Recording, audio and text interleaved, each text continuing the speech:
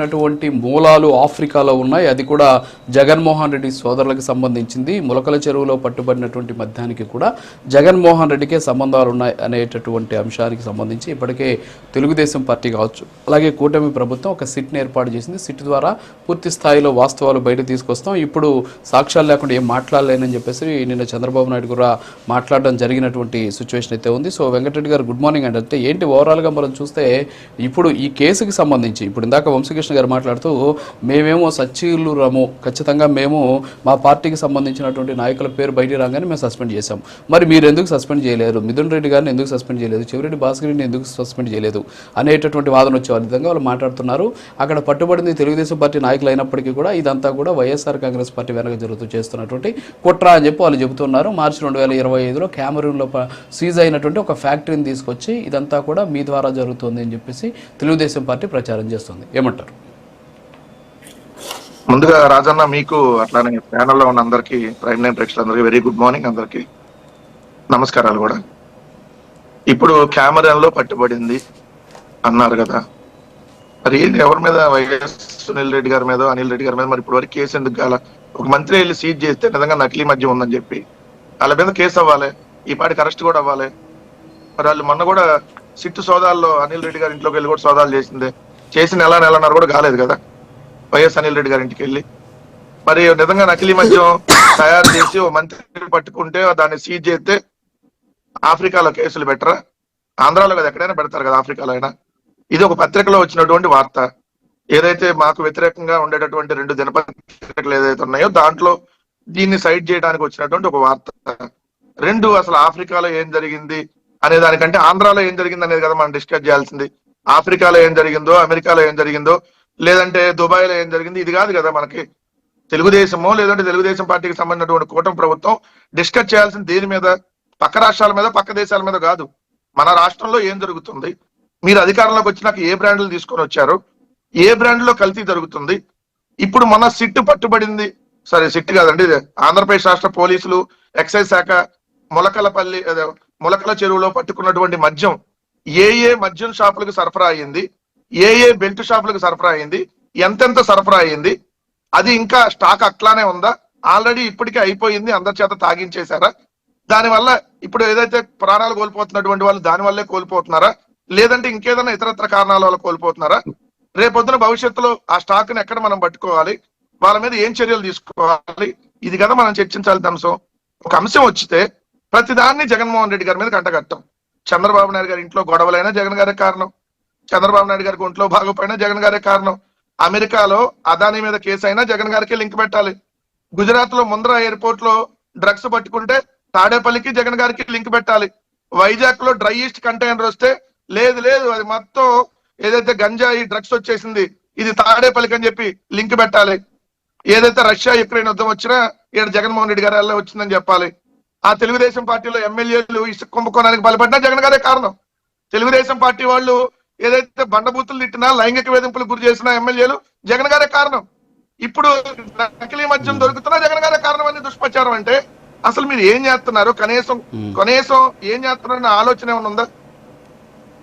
ప్రతిదాన్ని జగన్మోహన్ రెడ్డి గారి మీద అంటగట్టాలి, టాపిక్ డైవర్ట్ చేయాలి. ఏందండి మొన్న బెదవాడ మీద వరద వదిలేరు, ఏది యాక్టివ్ పవర్ ప్లాంట్ మునక్కొండ రాధాకృష్ణ యాక్టివ్ పవర్ ప్లాంట్ మునక్కుండా ఉండడం కోసం బుడ మీదకి వచ్చినటువంటి వరదని విజయవాడ వదిలేరు. వదిలితే ఒక బోట్ అడ్డం పడింది. ఆ బోటు జగన్ గారు వైఎస్ఆర్సీపీ మనుషులు అంటే బోట్ అడ్డం పెట్టి ప్రకాశం బ్యారేజ్ ని కూల్చేయాలని ప్రయత్నించారంట. మరి ఏమైందండి? సంవత్సరం అవుతుంది కదా వరద వచ్చి, ఏమైంది? ఏం చర్యలు తీసుకున్నారు వైసీపీ వాళ్ళు? అయితే ఇది ఏంటంటే ప్రతి అంశాన్ని డైవర్ట్ చేయాలనేటువంటి ఆలోచన రాజు గారు, అంతమించి ఏం లేదు. అసలు ఇప్పుడు మనం చర్చించాల్సిన అంశం ఏంటి? నకిలీ మద్యం ఆంధ్రప్రదేశ్ రాష్ట్రంలో అమ్మారా లేదా? 100% అమ్మారు. ఏ బాటిల్లో అమ్మారు, ఎంత అమ్మారు, ఎవరు అమ్మారు, ఏ బెల్ట్ షాపులకు అమ్మారు, ఏ మద్యం షాపులకు అమ్మారు, దీనివల్ల ఎంతమంది తాగారు, ఎన్ని కోట్ల క్వార్టర్ బాటిల్లో నకిలీ అయ్యింది. ఎందుకంటే ఒక్క రోజు 20,000 బాటిల్ తయారు చేసేటటువంటి సామర్థ్యం కలిగినటువంటి ప్లాంటుల్ని వీళ్ళు ఎస్టాబ్లిష్ చేశారంటే, సార్ ఇది మనం భూమి మీదే సార్ రాజుగారు, మనం భూమి మీద ఒక ఫ్యాక్టరీ నడుస్తుందంటే చుట్టుపక్కల వాళ్ళకి తెలియదా, అధికారులకు తెలియదా, రెవెన్యూకి తెలియదా, ఎవరికి తెలియకుండానే నడిచి ఎక్సైజ్ శాఖ తెలియకుండా నడిచిద్దా? ఆంధ్రప్రదేశ్ రాష్ట్రంలో ఇంటెలిజెన్స్ ఉందా? బతికే ఉంది కదా. ఇంటెలిజెన్స్ అనే ఒక వ్యవస్థ ఉంది కదా. ఎక్కడ కరకట్ట ఉండవల్లిలో ఉన్నటువంటి కరకట్ట చంద్రబాబు నాయుడు గారి ఇంటికి ఏదైతే ఇబ్రహీంపట్నంకి ఎన్ని కిలోమీటర్లు అంటే రాజుగారు ఎంతసేపు జర్నీ? 20 నిమిషాలు అరగంటలో జర్నీ చేసేటటువంటి కరకట్ట నుంచి ఇబ్రహీంపట్నంకి వెళ్తారు. అంటే మీకు 20 నిమిషాలు జర్నీ చేసేటటువంటి కొత్తవేటు దూరంలో మీకు ఇబ్రహీంపట్నంలో ఒక నకిలీ మద్యం ప్లాంట్ ని పెట్టి అక్కడి నుంచి సప్లై చేస్తుంటే అదే ఉండవల్లికి, అదే తాడేపల్లికో, అదే విజయవాడకో, అదే ఏలూరుకో సప్లై చేస్తుంటే ఇంటెలిజెన్స్ ఏమైంది? రెండవది, ఈ రోజు మద్యాన్ని ఎక్కడి నుంచి కొనుగోలు చేయాలి? డిస్టిలరీ నుంచి కొనుగోలు చేయాలి మద్యం షాపులు. మరి ఎక్కడి నుంచి మీరు కొనుగోలు చేశారు? మొలకల చెరువు మద్యం చెరువు నుంచి, ఇబ్రహీంపట్నం ప్లాంట్ నుంచి, లేదంటే పాలకొల్లు, లేదంటే అనకాపల్లిలో ఉన్న ప్లాంట్ల నుంచి ప్రైవేటు వ్యక్తుల ద్వారా కొనుగోలు చేశారు. ఆ కొనుగోలు చేసిన మద్యం షాపులు ఎవరయ్యి? తెలుగుదేశం పార్టీ బినామీలు. ఏ మద్యం షాప్ మీద మీరు చర్యలు తీసుకున్నారు? మద్యాన్ని పట్టుకున్నారు సార్, నేను కాదంటున్నాను, కానీ ఆ మద్యం ఆల్రెడీ సప్లై అయ్యింది. అది ఎవరికి వెళ్ళింది? ఎవరు తాగారు? ఎవరికి ఏమైంది? ఇది కదా మనం ఎంక్వైరీ చేయాలి. దీనికోసం సిట్ వేశారంట. సిట్ అంటే ఏంటి? సిట్ అంటే ఏంటి sir? CIT SIT, SIT SIT కాదు. Chandrababu Naidu investigation team. Chandrababu Naidu investigation team. ఇది ఎవరి హయాంలో జరిగింది? చంద్రబాబు నాయుడు గారి హయాంలో జరిగింది. ఎవరు వేశారు ఎంక్వైరీ? చంద్రబాబు నాయుడు గారు వేశారు. ఏంటి చంద్రబాబు నాయుడు గారి హయాంలో జరిగితే చంద్రబాబు నాయుడు గారు ఎంక్వైరీ చేసి తెలుగుదేశం వాళ్ళు ఉంటే ఇది నిష్పక్షపాతంగా జరిగిద్దా? మీరు చెప్పండి న్యూట్రల్ గా. నేను వైసీపీ వద్దు. ఇప్పుడు మనం ఎంక్వైరీ దేని మీద వేయాలి? సుప్రీంకోర్టు సిట్టింగ్ తెత్తోనో, హైకోర్టు సిట్టింగ్ తెత్తోనో, లేదంటే సిబిఐతో వేసి ఒక టైం బాండ్ ప్రకారం అసలు ఈ మధ్య రోజుకి 20,000 బాటిళ్లు ఒక్క మొలకల చెరువులోనే తయారైతే ఈ రాష్ట్ర వ్యాప్తంగా ఇంకెన్ని తయారైనాయి? 143 కోట్ల క్వార్టర్ బాటిల్స్ ఒక ఏడాదిలో ఆంధ్రప్రదేశ్ రాష్ట్రంలో సేల్ అయితే 48 కోట్ల క్వార్టర్ బాటిల్లో నకిలీ అని చెప్పి పోలీసులు చెప్తున్నారు. ప్రతి 3 బాటిల్కి ఒక కల్తీ కలిసిందని. అంటే తాగేశారు ఆల్రెడీ ప్రజలు. వీళ్ళు తాగిపిచ్చేశారు. ఏది నకిలీయో ఏది తెలీదు సార్.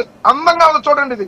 నేను మళ్ళీ చెప్తున్నా, ఇది చాలా అందంగా ఉంది బాటిల్, దగ్గుమంది లాగా ఉంది చూస్తే. దీని పేరు షార్ట్ విస్కీ. చంద్రబాబు నాయుడు గారు ఆంధ్రప్రదేశ్ కి తెచ్చిన బ్రాండ్. ఇట్లాంటి వాటిలోనే కల్తీ. ఇదిగోండి సుమో, టాటా సుమో కాదు, సుమో విస్కీ. ఇది చంద్రబాబు నాయుడు గారు 99 రూపాయల పేరు ఆంధ్రప్రదేశ్ కి తెచ్చిన బ్రాండ్లు.